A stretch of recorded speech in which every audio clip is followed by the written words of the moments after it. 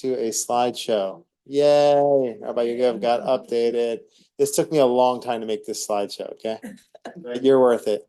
All right. Let me just make this.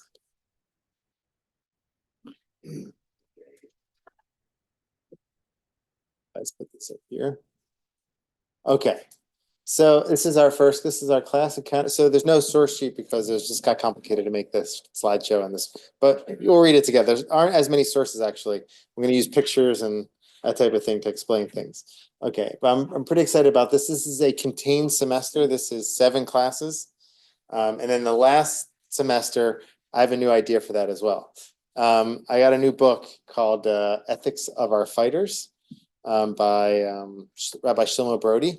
And he speaks all about ethics of war. I think that could be interesting to do. From the Gush, yeah. So I might just like go through his whole book, try to lift out the main things I think like are really pertinent, and maybe we can learn that. What do you think of that idea? You like that idea?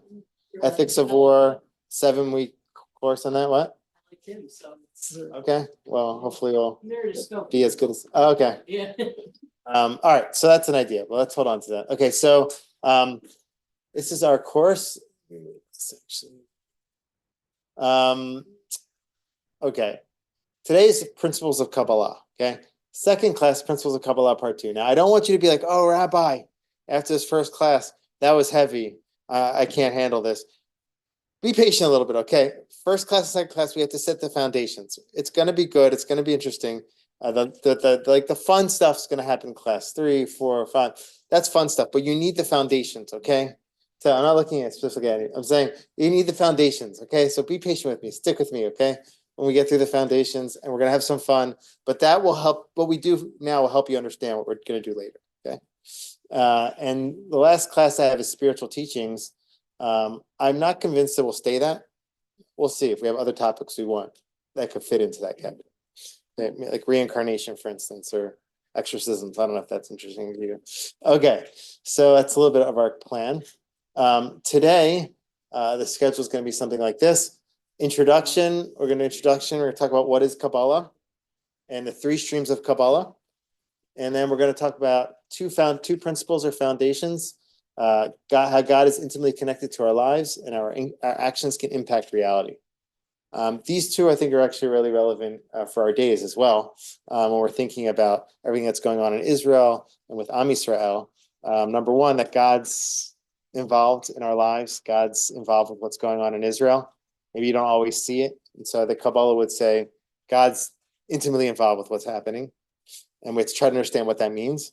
And also our actions impact reality. Like what we do here can impact what's going on somewhere else. And so that's a very promising, could be a scary idea, but it could also be an uplifting idea. A scary idea, and I hope I do the right thing, but a uplifting idea in that I can have an impact. And so those are 2 ideas. Other principles I want to cover are how Kabbalah views evil. Okay, seeing the good points in things. The big picture, souls and worlds, prerequisites to be a Kabbalist. Okay, so you might not be a Kabbalist after this class, but once you learn the prerequisites, maybe you'll get on the right track. And the next semester idea would be ethics of our fighters. Let's think about that together. All right. So in the meanwhile, any questions before we get going on Zoom or in person?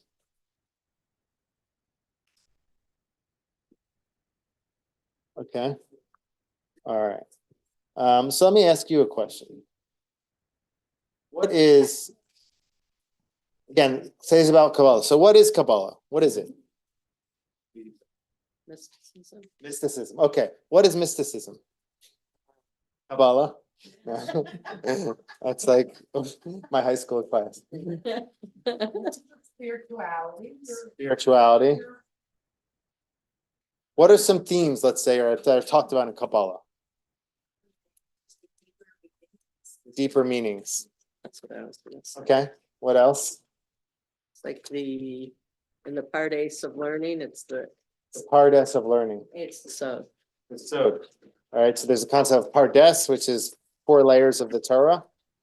Pshat, Remesh, Dras, Sod. We're not going to go so deep into that, but the last one is Sod, which is the secrets.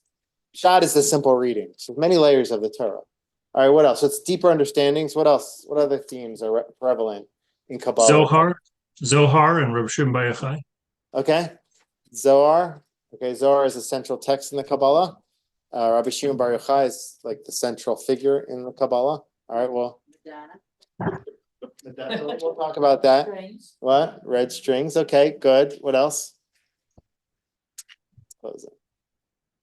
At home, anybody? Yeah, Michael. I can't always see if, but just How about the 10 dimensions? what? The 10 dimensions? 10 dimensions or the Sphirot. Yeah, the Sphirot. Okay, anybody heard about the Sphirot? Raise your hand if you heard about the Sphirot. Yeah, it's okay if you haven't. Hannah taught it. What? Hannah taught us in Oh, yeah. Mirkaz, yeah. Okay, cool. What else? Any other themes that are prevalent in the Kabbalah that you would assume would be, or mysticism? Warding off the evil eye. Warding off the evil eye. Correct. So that's similar red string. Okay. Tzimtzum. Tzimtzum. Okay, who said that? Michael? No, Nice. but I agree. Who said it? Oh, it's Randy. Oh, okay. Hi, Randy. I Good. know. Tzimtzum. Okay, we're gonna learn about that. Okay. If you don't know some of these terms, it's okay. We have That's what's not on. on? Well, the name is there. Oh, right. Isn't there Yeah. something about the feminine and the masculine and There's a lot of gender discussion in Kabbalah. Very interesting. I once gave a class on that, on like gender in Kabbalah. It's very interesting. The whole upper world, spiritual worlds, God has a feminine side and a masculine side. Very interesting according to Kabbalah. Okay, so we're not going to actually learn about that today, but I can link to my lecture on that if that's of interest. Okay, good. So we got some good information. Let's see. Isn't there also something about running to a makubal?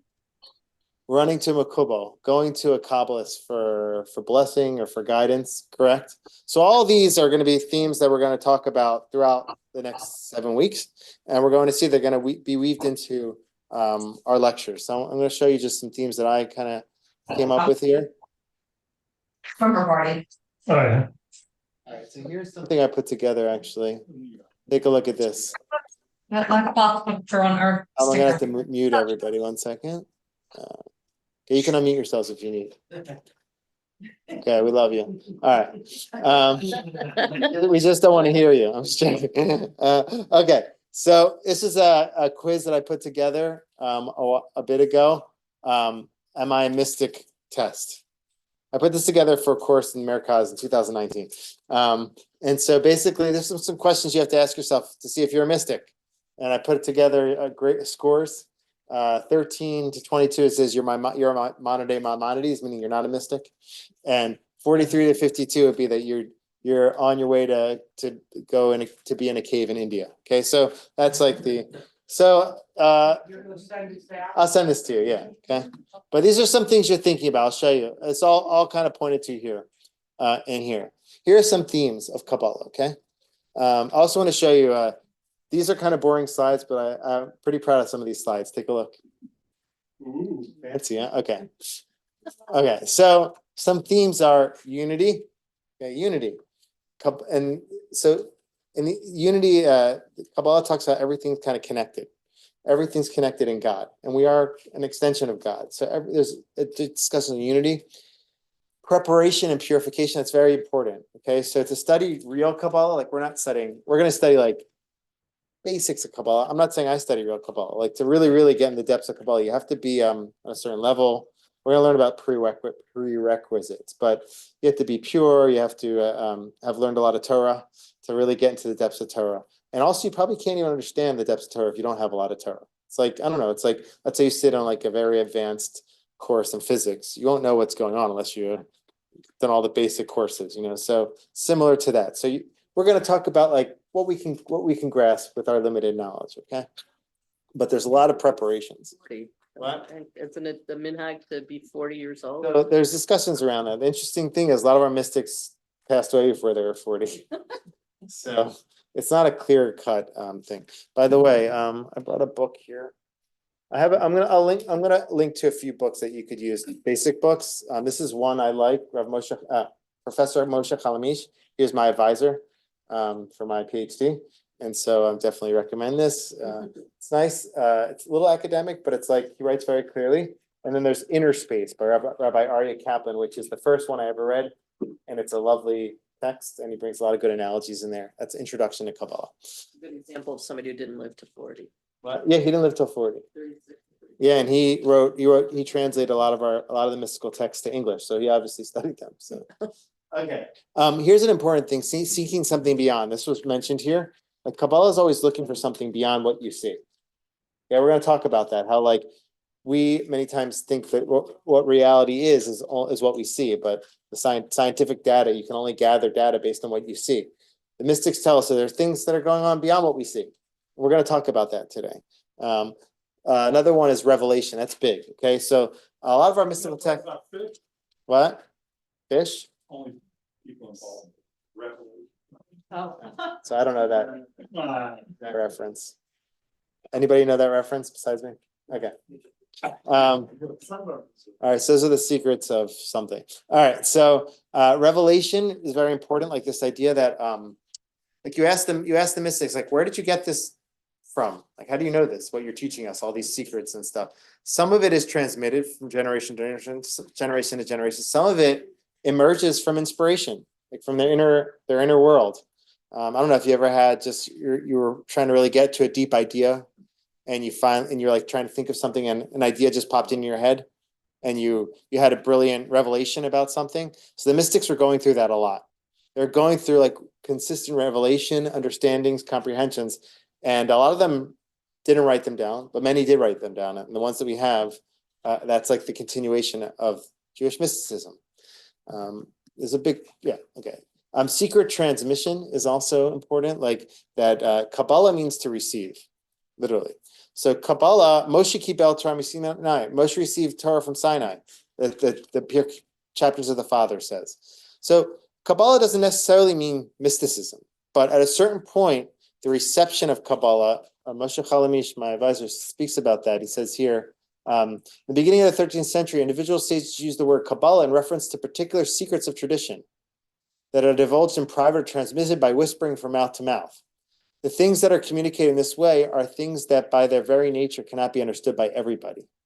In order to conceal from the masses or from those individuals who are not worthy of them, they are told in secret. That is to say, Kabbalah means the receiving of secret contents. So certain reception of these contents on a smaller scale. That's why it's like not everybody knows Kabbalah, because it's something that's transmitted like in a secret way from group to group, from mouth to mouth in smaller groups. Two other things we're thinking about when we talk about Kabbalah is like beyond the rational. This is a very interesting quote here. I don't know if I can actually see it. Rabbi Levi Isaac Berditchev states, there are those who sense God with their human intellect, and others whose gaze is fixed on nothing. He who is granted this supreme experience loses the reality of his intellect, but where'd that go? But when he returns from such contemplation to the intellect, he finds it full of divine and something influx. Like meaning, like Kabbalah, when you're connecting to Kabbalah, or like to divine ideas or experiences, it's something beyond the intellect. I don't know if you've ever like gone to a music concert and you've been kind of, or and it's a very different realm, like a sports game or something like that. And it's like, you feel like you kind of like almost left your body with such a high level experience. So like mysticism is something like that. Like you get into a trance, you get into a mystical experience, and it takes you beyond the rationale. But what's special about Kabbalah is that they're able to come back down and then describe those experiences. So it's beyond the rationale, but it's expressed through the realm of thought. Finally, religion. It's a very important thing. Mysticism, real Kabbalah isn't here to undo Judaism, undo tradition. It's it's here to enhance it. And so like if you see groups that are speaking about Kabbalah, but they're not promoting, like upholding the tradition, that's not authentic Kabbalah. I'm not saying they're not teaching Kabbalistic ideas. I'm not saying you can't take from there or whatever, but like it's not the authentic Kabbalah. Is like people who are religious, they followed God's ways and Torah, and they wanted to enhance it with these immense like great spiritual experiences. So those are some things to think about when it comes to Kabbalah. Okay, overall. Let's see if there's one more quote here. Okay, we'll skip that. So what were these Hollywood types like Madonna with Kabbalah? So Kabbalah is, Madonna's affiliated with the Kabbalah. I don't know if she still is. I don't know. But she was connected with the Kabbalah Center. Kabbalah Center was founded by Phil Berg, Rabbi Phil Berg, who studied with Rabbi Bramwine, who was a student of Rav Ashlag. It was through a tradition. At a certain point, though, the Kabbalah Center started disseminating the ideas of mysticism, but didn't require necessarily following Jewish. It's like, I mean, it's kind of like a mystical bet tefillah in a sense. Like people can come here, they can do all the stuff, but they don't have to be religious. You know, we want everyone to be as religious as possible. I don't even know if they would say that. Like, so it opened up Kabbalah to the masses, but it didn't. It kind of downplayed the requirements and the prerequisites, which can be dangerous. Is being Jewish? For them, no. Also, there's Jews and non-Jews there. So that's also a complicated thing. But a lot of the mystical ideas are powerful ideas. A lot of the like modern contemporary rabbis, Rav Kook, Hasidus, they say that we should spread the ideas as much as we can in a way that can be understood, because these are high level ideas. And in order to compete with like these grand ideas out in the Enlightenment and the modern world, like we need as many grand ideas as we can. The problem is like if you're really going to dig deep and really get involved with Kabbalah, you have to be pure. You have to be following the tradition. If you're not, there's a certain danger. There's a danger in that like you'll bring in these high doses of spirituality, but they will only reinforce your negativity. That makes sense. Like let's say you're filled with bad traits and negativity. So once you bring in these high doses of spirituality, it can even reinforce that negativity. So the goal is to have a clean vessel, a pure vessel, so that spirituality can come in and then enhance your good. So there's a lot of prerequisites, and if you don't have it, it can be dangerous. But a lot of the principles that are taught in the Kabbalah Center are good principles. Like it's based on a Torah of Ashlag, who was a mystic who lived in Jerusalem. He teaches a certain stream of Kabbalah, and a lot of the messages are good, but the way it's being done is not the traditional way. And it's also, I mean, I have a lot to say on that, but not for now. That's a good question. All right, so let's move on a little bit here. This is just a little bit. While you're doing this, Rabbi Wahlberg went there in California years ago to the Kabbalah place.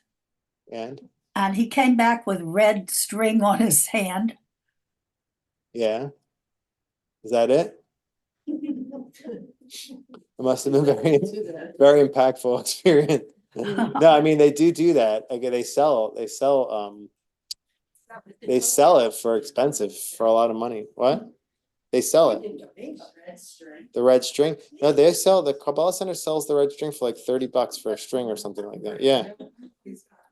So you can get them. I'm saying, so that's another issue. I mean, I have a lot to say on that. The Kabbalah Center can turn Kabbalah into an industry. And that's also was never done. It was never done. Kabbalah was done like intimately, in a modest way. It wasn't for profit, so they kind of changed things a little bit. That's why rabbis are uncomfortable with what they're doing. But the messages and the teachings that are there's a lot of good messages that they're teaching. It's just, okay. I'm not going to read all this, but I just wanted to point out, this is a little bit of a history. This is from Rabbi Telushkin. He says that second paragraph, I brought this for different reasons, but there are elements in the Bible, for example, in the opening chapter of Ezekiel, where the prophet describes, am I sharing the screen, by the way, with people at home? Was I sharing that? Let me see. Sorry, I wasn't sharing that with you. Here we go.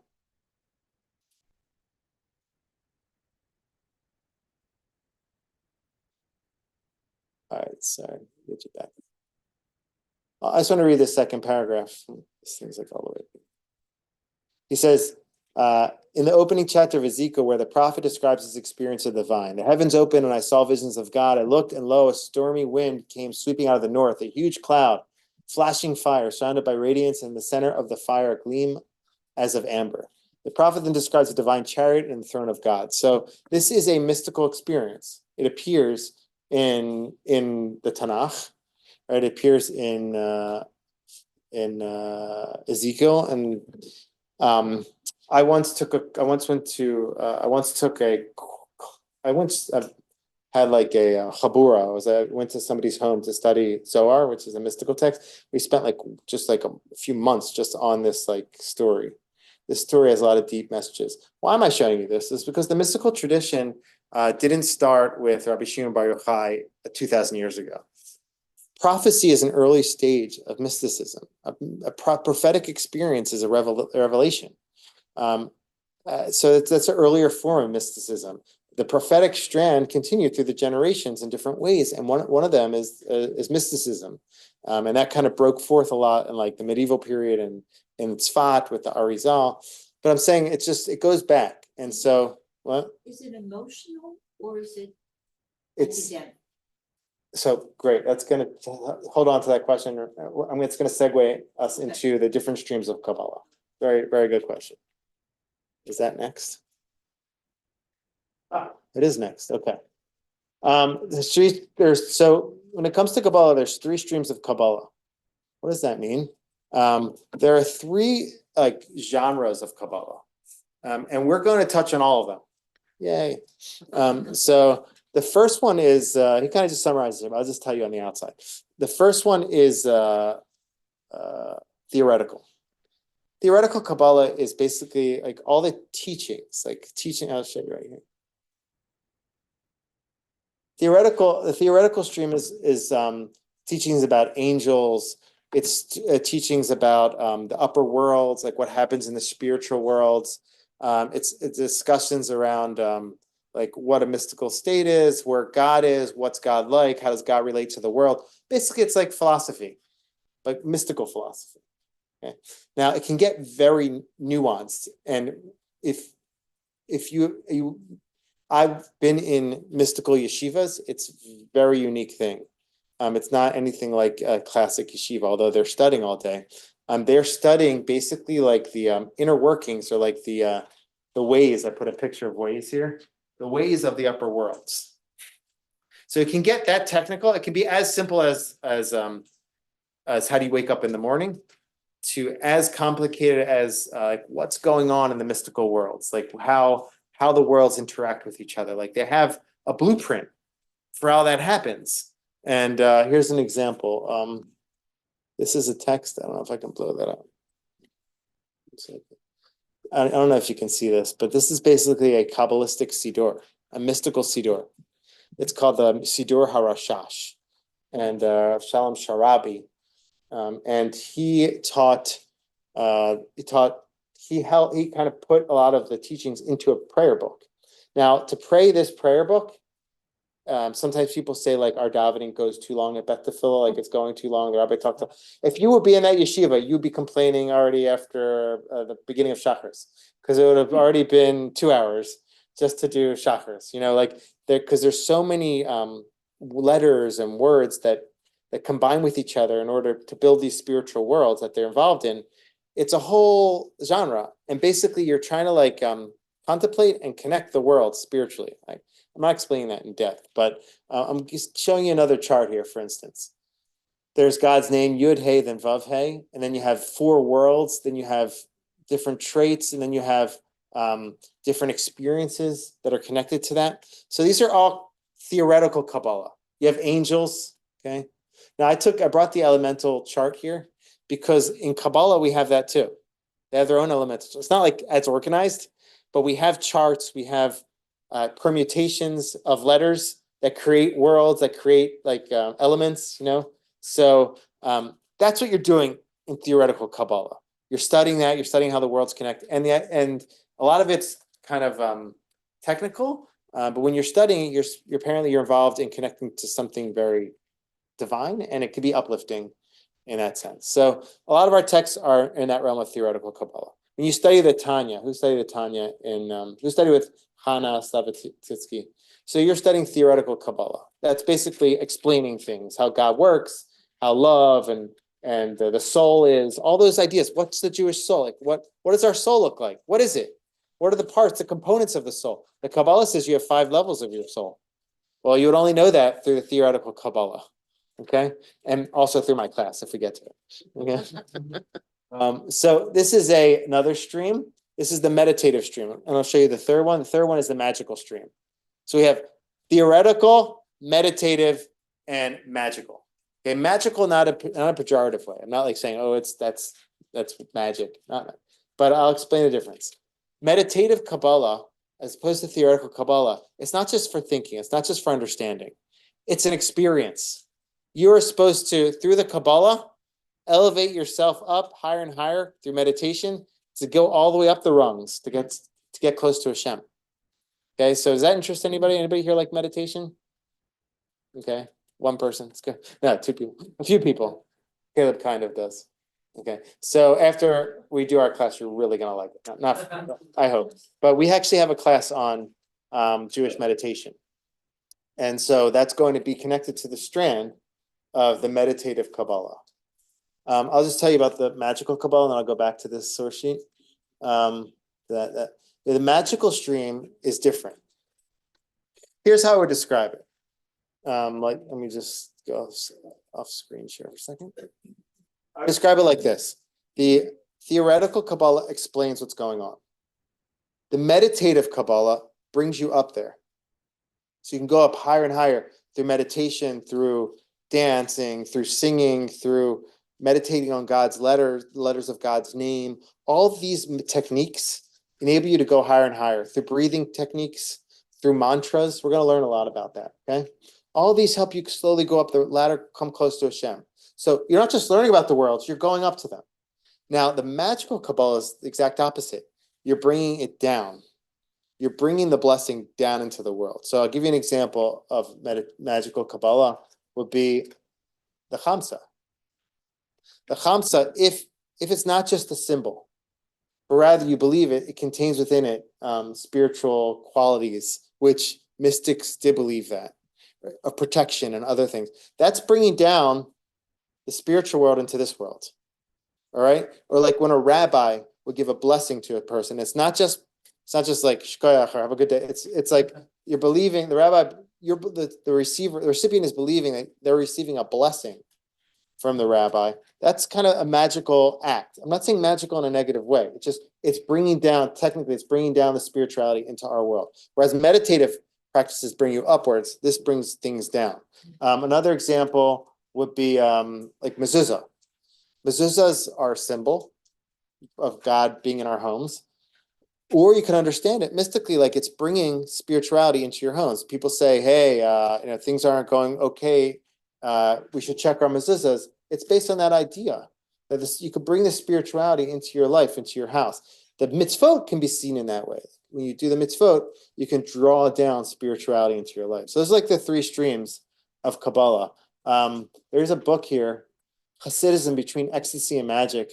And Moshe Idell's argument is that Hasidism contains both the meditative and the magic. He says ecstasy, but he has both of them.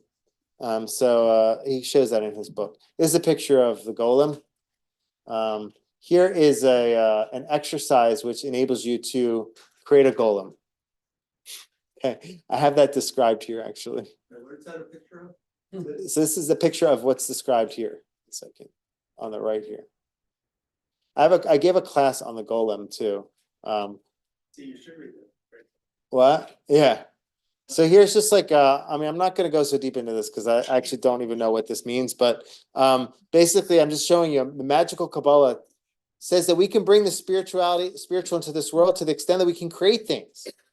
You can create a golem. Okay. We're not going to do that in our class. It's not like a class project or anything like that. But they say you can. It's a good point. Yeah. So you take the 22 letters and you connect the lines between the letters to every letter, and you create like this force field. And apparently, and if you know what to do, you can go inside of it and create things. Okay, that appears in the Sefer Yetzirah, one of our mystical texts. There's a lot of these. There's like there's letter combinations that you can use to bring down divine influx. There's writings on parchments. There's all kinds of amulets. That's all part of magical Kabbalah. Okay, so we're going to actually in our class on skulas, which is going to come up, that'll be connected to this trend, this category of magical Kabbalah. I just want to show you here the meditative stream. This is an interesting text by Rav Avram Abulafia. Okay, this is the meditative stream. Now, Avram Abulafia, he was not so popular for many years. Now he's getting more popular. He was a mystic. And there's a lot of interesting stories connected to him. Like he tried to convert the Pope. Like I don't know how, it was many years ago. I guess unsuccessfully, but it has all these stories connected to him. But he also was like this. He was very into meditative Kabbalah. He's like considered like the top disseminator of this stream of Kabbalah. And like here's one text, for instance, where he discusses some of his experiences trying to meditate and go higher and higher. And so, okay, let's see. He's prepare yourself, unify your heart, purify your body, choose a special place for yourself where your voice will not be heard by anyone else.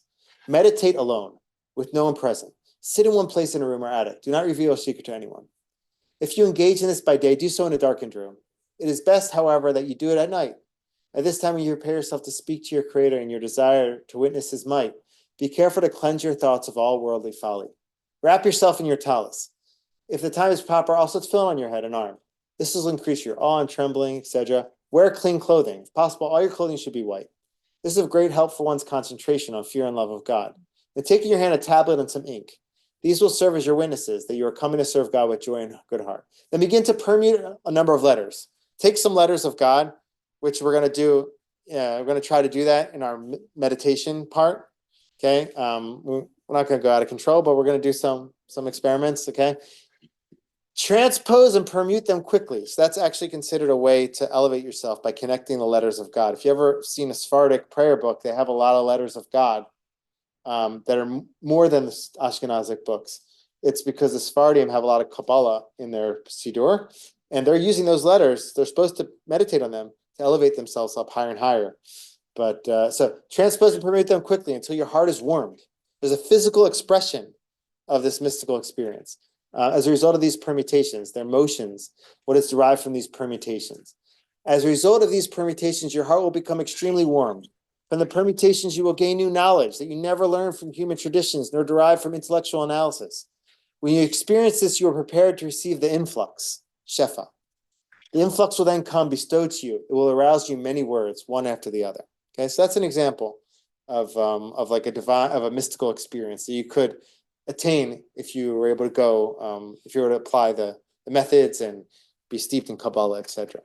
Okay, so we have a lot in Judaism. We have a lot. We have a lot of fun things. We also have a lot of these mystical things. Now, the question, really interesting question, is there's discussion in general mysticism as to if you're ever really able to unite with God. Like there's in it's called unio or unio mystica. Like, are we able to get to this level where we're like one with Hashem, or are we always like on the outside? There's discussions in our text as well around that. But you're able to get very close. So that's something special. Okay. So any questions until now before we go into like the first two principles of Kabbalah? Right? We did the three streams. Anybody at home? Yeah, I have a question. Yeah. Is there anybody now considered, a master of Kabbalah, like within the, Jewish world? Who's like considered a top of Moshe Shapiro? I think he's considered in Jerusalem. There are many like mystics in yeshivas. I don't know about a lot of them. Like Abu Chatzera family is considered a mystical family. The Baba Sali, ever heard of him? Yeah. So I'd have to think about that. Like, who's considered like a well-known, well-accepted mystic today? That's a good question. I guess I'm just wondering, like, the Lubavitcher movement. Yeah. Rabbi Sheridan and people would go to him. Yeah. Like, is there anybody in the Kabbalah world where people go to get blessings? Yeah, or I have to think about that. I mean, when I was in yeshiva, I was 18, 19, 20. I used to go to Rav Mordechai Eliyahu. He was the former chief rabbi of Israel. and I had that great privilege of living on the same street as his synagogue. So I used to go there to daven with sunrise, and then get a blessing from him. Like people used to kiss his hand pre-COVID, and he put his hand on your head, and I used to get blessings from him. I used to go with one of my rabbis, Rav Cohen. We used to go visit Rav Elazar Abu Chatzera and get blessings from him. I have to think about I just haven't really been in the scene as much today, but I have to think about that. There always are. But yeah. So where do they fit in the realm of being godly? I mean, how does it, I mean, it seems like you're taking things to a level where you're a human doing things that belong to God. So that's Otherworldly. So that's where the that word's hard to do. Prerequisites. That's where they've come into play. Like that's some of the critique of the Kabbalah Center. Like if you have to be a godly person, you have to be God-fearing, you have to follow the laws in order to really do Kabbalah the right way. But are you transmitting it, or are you transmitting? You are a it vessel on behalf of God? on behalf of God. If you end up thinking that you are the one who's transmitting it, you don't have the proper prerequisites, which are humility, fear of God. That's the danger in some of these mystical groups, is that you don't always have the proper humility, the proper fear of God, and then you start to think that you are powerful, and it can lead to control, it can lead to power issues. So the real Kabbalists know that they are just a vehicle or a vessel for God's blessing in the world. So is that helpful? Or Well, yeah, it's almost like they're God's channeling. I mean, think about the Parsha, Moshe Rabbeinu. Moshe was intimate connection with God. He spoke to him face to face. His face even was so radiant because he was in this mystical. He was with God for like 40 days in Har Sinai 3 times. So Moshe, if you want to use these terms, Moshe was a mystic. Moshe was a prophet. So Moshe also knew his place. Moshe knew that he was nothing. He knew that God was working through him. And when he stepped off the path, veered a little bit, got a little bit angry at Am Yisrael, he got punished for that. So he had to realize that it's not about him, it's about being a vessel. And that's Kabbalah. That's the right way to do Kabbalah. Any other? Do all Hasidic groups have an element of Kabbalah? Yes. I'm just thinking Satmar, and I'm Yeah. having a hard time putting Satmar with Kabbalah. All Hasidism is a stream of Kabbalah. Okay, what's his name? Gershom Shalom was one of the academics who kind of first really put Kabbalah on the academic scene. He wrote a book, Major Streams of Jewish Mysticism. It's a classic work, Major Trends in Jewish Mysticism. And he said that Hasidism, which was from like the 18th, 19th century until today, whatever, it was the last stage of Jewish mysticism. Many say, well, it's still going. There's other stages, but whatever. But the greatness of Hasidism is they were able to take these grand concepts and apply it to the individual. That's like what's special about Hasidism. Rav Kook also was a mystic. He applied mysticism to Am Yisrael, to nationalism. Hasidism, he was in the 20th century. Hasidism is influenced by Hasidism as well, but Hasidism took mysticism and applied it to the soul. And that's why it's like it speaks to so many people. It's about me, it's about the individual, and it speaks how the divine in me plays out. And so it extends from mysticism. It's heavily based on mysticism. It was just a way to create a link between individuals and these lofty ideas. So there's lots of, yeah. I mean, the Baal Shem Tov started the Mizra movement. So would you say He's the Hasidic movement. the Hasidic book, the study of Musar Hasidus, and are you saying that like this, the Kabbalah, the mysticism, sort of more or sort of in the 1800s, like around his time? What was the Baal Shem Tov? It was 18th century, so I guess 17 something. 17 something, and his disciple was Baal Shem Tov really brought he started the Hasidic revolution. Kabbalah was kind of designated to these upper realms, like all that science of the upper realms. And right at the time when the Enlightenment started to spread, Hashem sent the Baal Shem Tov, I think, to give an answer, give a experiential answer to the Tam Yisrael, enable them to connect to these mystical ideas like on an individual level, because the individual was like was at the forefront of what was discussed in the Enlightenment works, and so Hasidism was almost like a divine response to that in a way. So there's a lot to say on that, but let's go on to our first principle here. The first principle is Hashem is intimately connected to our lives. Okay, someone mentioned the Tzimtzum. Okay, so this is going to be the only thing you're going to have to really like give me like 3 minutes of like concentration here, okay? Because this is like a concept that's a different type of concept. I know it's late, it's Wednesday night, but if you can do it, it'd be great, okay? We have a concept called Tzimtzum. Tzimtzum means to contract. So here's the classic model of how God created the world according to the Torah. Bereshit bara Elokim et hashamayim v'tarah. In the beginning, God created the heaven and the earth. Basically, God is above, and God created something below. God's in heaven, God's in heaven and on earth, but God's not limited to the earth. God's above, and God created something. God created something from nothing. What does that mean? I don't know. It's like a deep idea, right? What is something from nothing? Who knows what that is? But something came in, maybe through the Big Bang or some other way, it emerged, okay, into the world. Mysticism goes the exact opposite way, according to the Arizal, who was a 16th century mystic, and he's like one of our central models of Kabbalah. He says that, and it's good to take a little thinking. He says originally it wasn't that there was no world. Originally there was like God. There was like this empty space, and into it God created the world. Like he's like originally everything was God. It wasn't that everything before. Originally everything was God, and God created a vacated space within God to make space for the world. It's like really different. It's not like God created something below that was distinct from God. Rather, God within God's self created space for the world.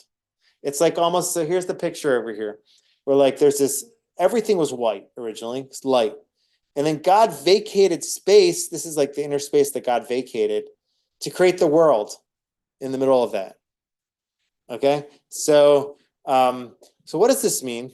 There's a lot more to this idea of Tzimtzum, but it means that God kind of moved back to make space for the world.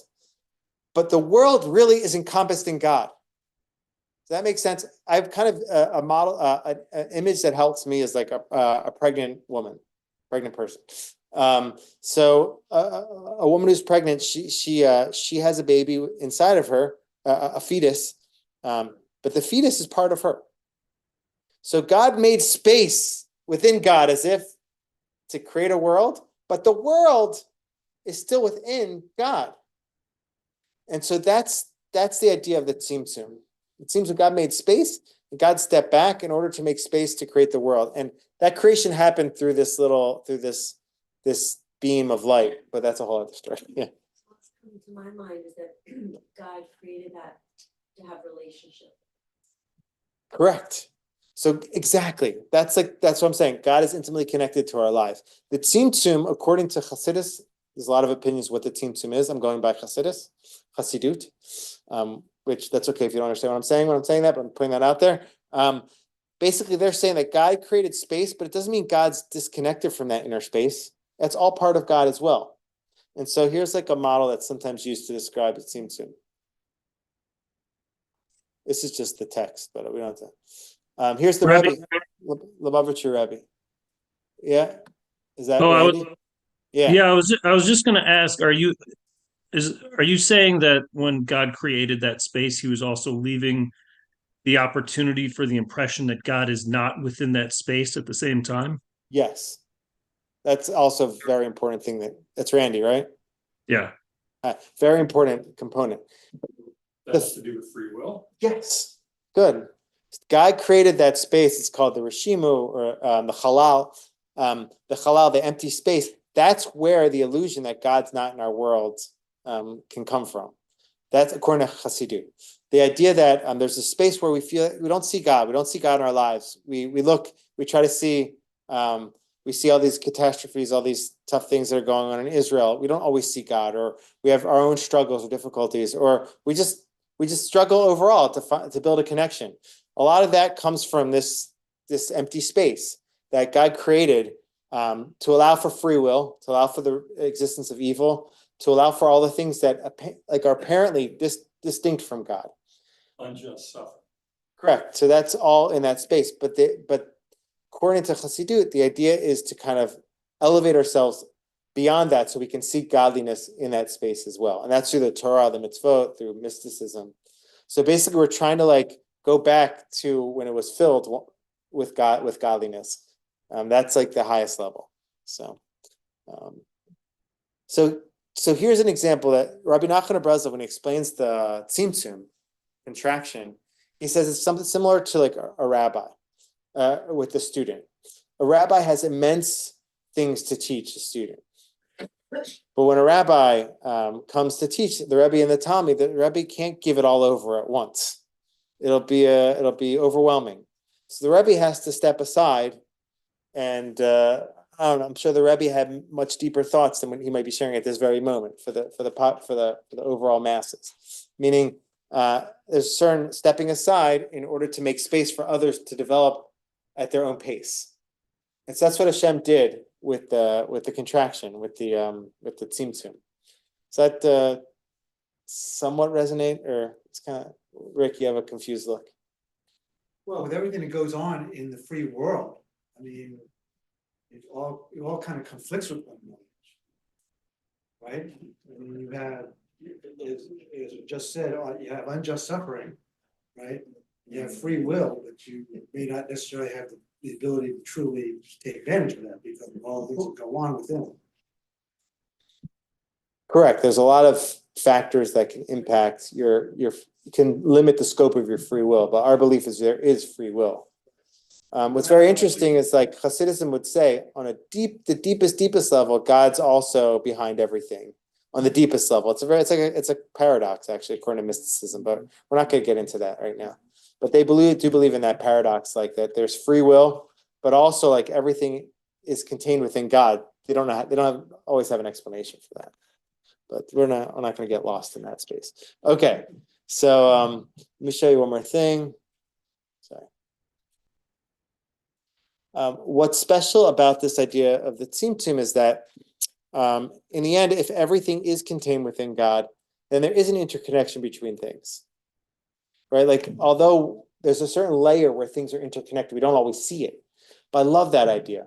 The idea that that we're connected, that there's a certain interconnection between us, and that can be very empowering. We are sitting here in Pikesville. We can say Tehillim, and we want to believe those Tehillim can send energy to Israel, to our brothers and sisters there. Everything is interconnected. According to mysticism, there's interconnection because everything is kind of embodied in God, and it's all one. And so that leads, if you're really able to see things that way, you can see us all as like one family. We're all interconnected in some way. We're all part of God in a way. We're all extensions of God. We have godliness within us. And the idea that like you can your impact can go far because things are connected to each other in certain ways. And so that's like another, I think, a powerful idea, a mystical idea that emerges from this idea that seems to. Finally, we say in the Kodesh, in the tefillah in the morning, we say God is Baal Milchamot, Zereat Tzedakot, Matzmiach Yeshua. Baal Milchamot means God is in charge of the wars, right? So that's a tough idea. But if you believe, as mysticism would, that God is in charge of what's going on in the world, that we might not see it because we're in this vacated space, but there is something happening. So you have to believe that God is Baal Milchamot. God is behind what's going on with wars as well. So that's a tough idea sometimes to take in, but that would be a mystic would say that. A rationalist might say, God is God's a rationalist would say something like this: the world's down here. It's not enveloped in God per se. Sometimes God comes down and helps things. Sometimes God doesn't. So that would be a very different approach. Okay, so it's different approaches. Okay, so that's a little bit on. Yeah. Wouldn't they say by not helping, he's helping? Because we're supposed to believe That God. that Yeah. this too is for good. Yeah, I mean, there's a lot We're of. supposed to believe he's a just God. I mean, this is a really long topic. We talked about I talked about this in other class. It's a long topic as like God and the problem of evil. Was anybody a woman in wisdom that I taught? Okay, so anyway, so I taught on that. I actually have a recording on that if that's of interest. I'll link it to. I'll send it as another link. It's like a 40-minute class. I mean, if you believe that Hashem is ultimately connected to everything in our lives, then you would, i.e., believe that he's ultimately connected with every space of this world and all the challenging things going on. That would be a mystical idea. Yeah, yeah. That's why. It's not mystical to me, it's rational, but that's just my sugar thinking. Okay. But So you really but it goes back to believing that everything is ultimate, that Hashem is ultimately connected to our lives. Correct. So it's kind of full Well, circle. I would say like this. This is like the classic rational view about biblical monotheism. There's one God above.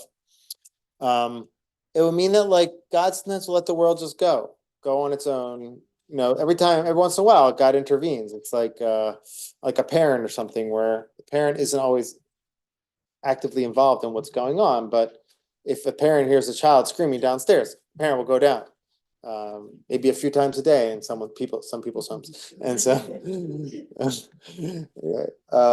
okay, let's go. Yeah. Does God pick the people to become his voices? That's a great question. Is it nature or nurture? Right. It's a great question. God picked, God picked Moshe, but there was a whole backstory to God picking Moshe. Moshe showed God that Moshe was worthy of being, I'm sure there's a combination of that. Yeah. Some people I truly believe some people are like more spiritually oriented than others. Just some people are more spiritual, and so they're more inclined to these types of things. I'm not critical. Like somebody who's more rational or someone's more spiritual, that's perfectly fine.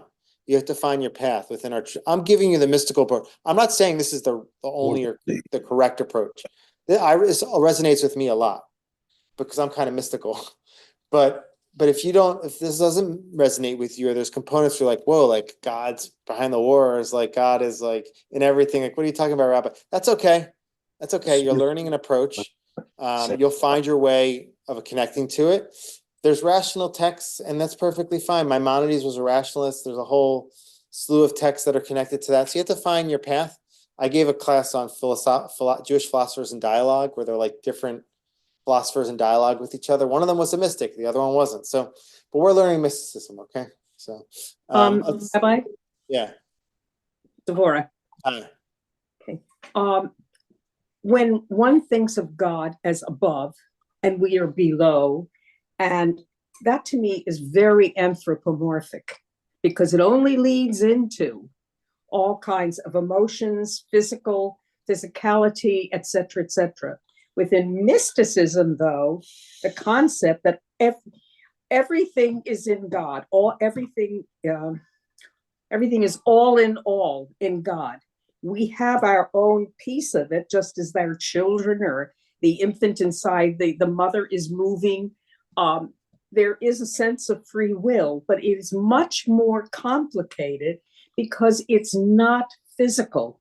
God is not physical. The physical world is a manifestation or inculcated in God. Go explain that, very tough. But it's just the idea that God is all in all and yet greater than all. And this is one of the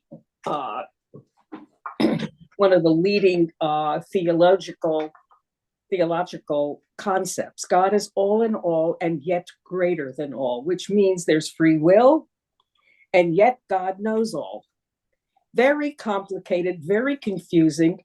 And because we are who we are, we'll probably never figure it out because we are in this physical world. We are not non-physical. Oh, Except okay, for the well, soul. everybody can go home now. No, it's joking. Well, we're trying to understand what we can. We're doing the best we can. I agree with you too. I mean, a lot of the stuff is, a lot of stuff, the Kabbalists are very careful to say, this isn't God. These are aspects of God, or these are revelations of God. Like we can't really, God is God. Like we don't, but we're trying our best to understand, based on what was revealed to us, based on their experiences. Yeah, Rena. But being mystical as you are, and you can see you are, how do you interpret, God being of the wars and what happened October 7th, with everyone being unprepared for what happened? Yeah. How do you live with that? I would love to know your explanation. Let me just 1 second. Isn't it destiny? What do you mean? Well, I mean, you had political upheaval in Israel. That kind of led to the current situation now. So let me, Could that be? so this is a deeper question, like, problem of evil. Yeah. And Judaism, like what does Judaism have to say when there's evil in the world? Like how do you make sense of that with a just God? So I'll send you a link. I know it's like an easy way out, but like it's a long topic. I mean, it's like so I have a 40-minute class on that, where I also have an article I wrote in JMOR. You can Google a problem of evil, Rabbi Yogev. I have like an approach to that. So I'll link to both of them if you're on, if anybody's email, and does everybody register? If you registered and you got the email, so you'll get an email from me, maybe a few. But But it's not just a reference to evil. I mean, the fact that Israel became a state again. correct. So destiny of so there's different answers to why why negative things happen or why evil befalls us. One of them is like a practical way of explaining, like one thing is a ramification of something else. Sometimes that's one answer. There's different modes of answering it. So for me, a lot of different modes together answer, but I wrote about that. I'll share that lecture with you as well. We didn't really get to our other principle. There are other principles we're going to talk about in the next class. We have a few more to go, and then we'll get moving. But as you can see, a lot of this stuff there's a lot going on here. It's a new way of thinking. What I'm going to try to highlight throughout is like the elements that could be helpful for us. So with this the 3 streams of Kabbalah is that within Judaism, there's a lot to do in terms of growth, in terms of coming close to God, in terms of bringing God into our lives. I think that's a beautiful idea. We have our own mystical, all religions have their own mysticism. We have our own unique mysticism. And so that's very special. And in terms of the first principle, which is like God is connected to our lives, I find that very comforting, this idea, the mystical idea that, and Hasidism talks about a lot, that like we're not alone. Sometimes you don't see, you're in that dark void. You don't see God, but God's there. God's with us, and God's holding us. And so I feel like that's a very empowering and strengthening idea. And also the idea that everything's interconnected. I strongly believe that. That's why we're always trying to get us together, get us united, because on a deep level, there is I believe, a certain unity that exists, a united soul, united Jews and non-Jews and animals. Everything's interconnected in a way. So we have to be good to each other in order to bring that out. That's the vision of the future of the Tanakh, because then in the future days, people will get along. And it even says that animals and humans will get along. Things, because we'll be on such a high spiritual level, we'll be bringing out our souls, manifesting it. And that's really, our souls are connected. And so the more we can do to strengthen that, the closer we are to God, and the more spirituality like we're bringing into our lives. So that's a little bit on like the first principle. We'll do a few more next class, and then we'll get moving with some of our other fun stuff. All right, thanks.